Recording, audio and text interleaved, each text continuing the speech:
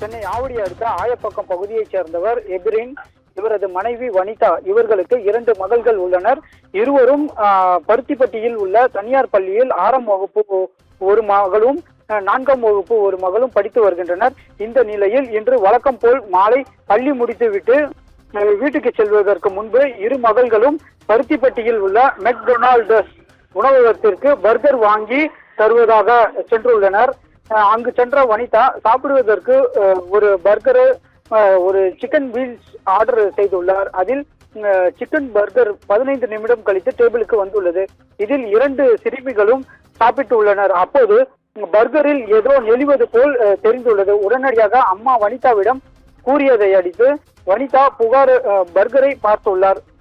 அதில் 2-3 புழுக்கள் உயிருடன் நெளிந்து உள்ளன. இதனை கண்டு அதிர்ச்சி அடைந்த வனிதா அங்குள்ள ஊழியர்களை கேட்டபோது அவர்கள் அலட்சியமாக பதில் அளித்ததாக கூறப்படுகிறது.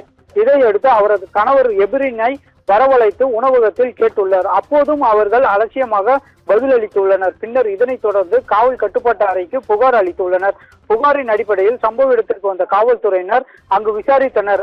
அதில் பர்கரில் புழு இருப்பதை ஒப்புக்கொண்ட உணவக இன்சார்ஜ் கார்த்திக், ஆனால் வாடிக்கையாளர்கள் விற்பனைக்கு, அதாவது வனிதாவிற்கு வழங்கிய பர்கரில் மட்டுமே புழு இருப்பதாகவும், கிச்சனில் உள்ள எந்த பொருளிலும் புழு இல்லை, வேண்டுமென்றால் நீங்கள் பார்த்து கொள்ளுங்கள் எனவும் கூறியுள்ளார்.